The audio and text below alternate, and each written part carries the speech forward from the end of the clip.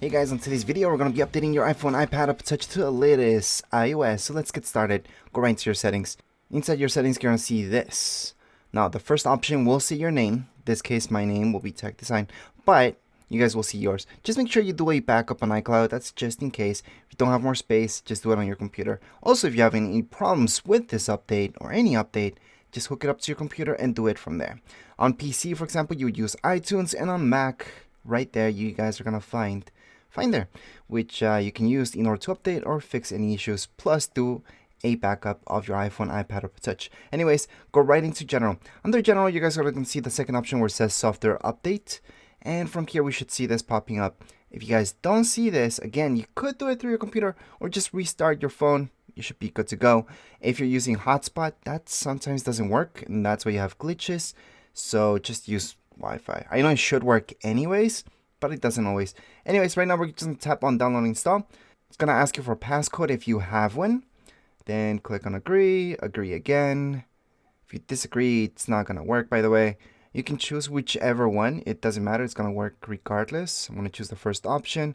And then from here, it's just going to download. So during the download process, it doesn't matter if your phone or iPad turns off. No big deal. You just have to re-download the update and then you're done. This update's really small. You can actually see more information about it right here if you visit the website, but we're not going to do that. It's a really small update, and I always recommend to go for updates after just a little bit. So don't do it right the day when they come out. I would always do them 2 weeks or even a month later than when it came out. Then other things that were glitching that update will be fixed by then, hopefully. Now remember that you do need 50% of your battery. However, if you have even more than that, I would still hook it up to some electricity.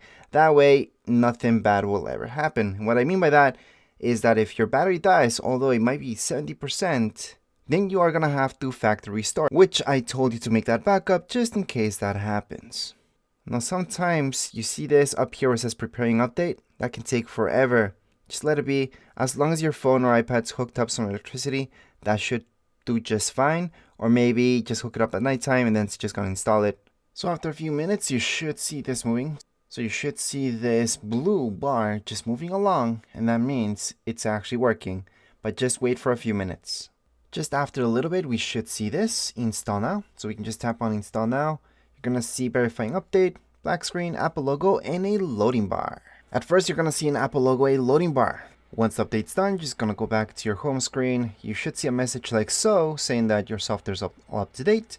Just scroll up, put in your passcode if you have one, and you are all set. You can go into your settings, just make sure everything's okay. I'm going to go into general, software update, and there we go.